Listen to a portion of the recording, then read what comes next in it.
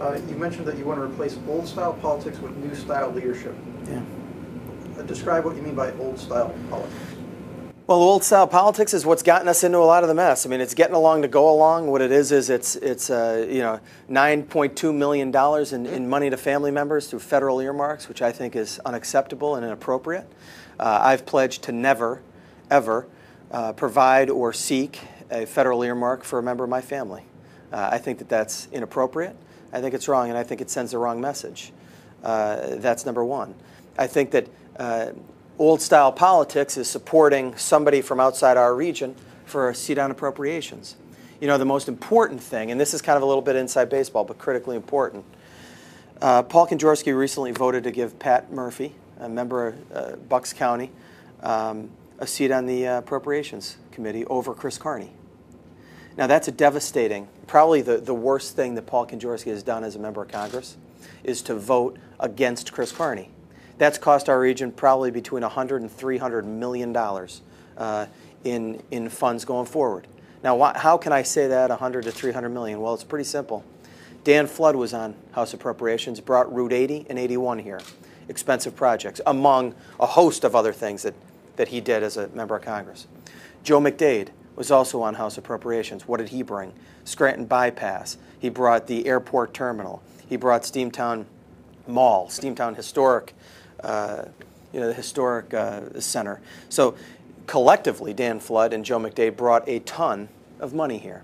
Chris Carney could have done the same thing. It's a short-sighted view, and it's not a long-term vision.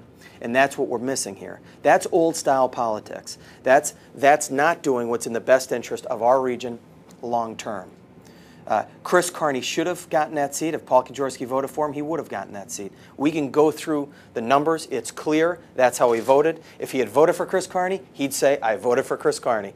He's not. There were only 11 votes in the room. I can prove to you right now that he voted for Murphy. There's no question. And I can take you through that if you'd like. Is he going to say that his motivation was for a greater good rather than for the region? He was thinking about the Commonwealth or larger? I want to know what the greater good is. He's a representative representing the people of the 11th Congressional District. His mindset should be ensuring that we have high-paying, family-sustaining jobs right here in the region, not giving 2 members to Philadelphia. Remember, in Pennsylvania, there are only 2 Pennsylvania representatives on appropriations. 2. Jack Murtha was one. And Shaka Fatah from Philadelphia is the other. Now what we're doing is we're moving both appropriation seats to Philadelphia. That's inappropriate. It's wrong. That's not leadership. That's what we need moving forward. With his seniority, I love it when my opponent calls himself, the dean of the Pennsylvania delegation. And you know what? I voted that way because the members of Congress, that steering committee, wouldn't have given Chris Carney the seat on appropriation. So I had to vote the way that, where we were more likely to keep the seat. Well, you know what? If I'm the 39th most senior member of the United States Congress, then my representative from Pennsylvania gets the seat. We talk about leadership, we talk about seniority and seniority helping. Well, my opponent's seniority has not helped our region, it's helped himself. Voting for $9.2 million for his own family members and getting that in there isn't helping our region, it's helping himself. Voting against Chris Carney for the appropriation seat isn't helping our region, it's helping himself.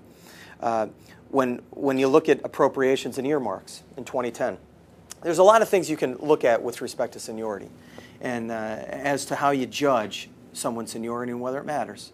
I would suggest to you that on 2 major areas, appropriations now being the third, 2 major areas, my opponent's just failed with respect to seniority and put his own interests in front of ours. I would suggest to you that with respect to seniority, number 1, we've lost green manufacturing jobs, and I think we're going to talk a little bit more about that when we talk about job creation. But we've lost green manufacturing jobs. We've lost them to China. When President Obama announced that the stimulus package would be largely looked at and hoped for it to be looked at as a way to start creating a green manufacturing infrastructure in our country, creating hundreds of thousands of new jobs. Then Congress started debating where the money was going to go. Right now, all the members of Congress, boy, big pot of money, so now we're all going to fight over it. We want it here, here, here, here, all that kind of stuff. Well, while we were bickering about that in Washington, China went and built the manufacturing companies. And now there are economists in this country saying that we will now never overtake China in green manufacturing. They now create wind turbines, solar panels. They're the largest producer in the world of those panels. They're creating over 100,000 new jobs a year in their economy. So while we fought about it after President Obama created the vision, we fought about it in Congress. And while we were fighting about it, China went and did it. Now, I'll tell you what leadership is and what seniority leadership is with respect to that. I believe very, very strongly that we should have a Buy America provision for all stimulus and job creation money going forward. I don't know where my opponent stands on that because he hasn't talked about that. But I can tell you what leadership is in seniority. Chuck Schumer and Senator Casey came out maybe about a month and a half ago, and they talked about requiring Buy America, because what was happening were companies from overseas are starting to sell products to the United States, so our stimulus money is just going right overseas instead of staying here. Well, Chuck Schumer, what's leadership? This is leadership. Chuck Schumer said, you know, we're going to have a hearing. We're going to have a Senate hearing. We're going to bring in one of the companies that is doing this, and we're going to ask them why they're doing this. You know what the company announced? Shortly thereafter, that they were going to build a plant in the United States and that they were going to manufacture all of the products that they were going to sell under the stimulus. They were going to do those with American labor in the United States. That's leadership. Whether you like Chuck Schumer or not, that's leadership. That's seniority. That's understanding. When the bank bailout came, my opponent's been there for 26 years. He's been the senior member of the Democratic side for 14 years on financial services.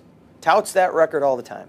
Subcommittee chair, right? Subcommittee chairmanship didn't come when Barack Obama became president, just by the way.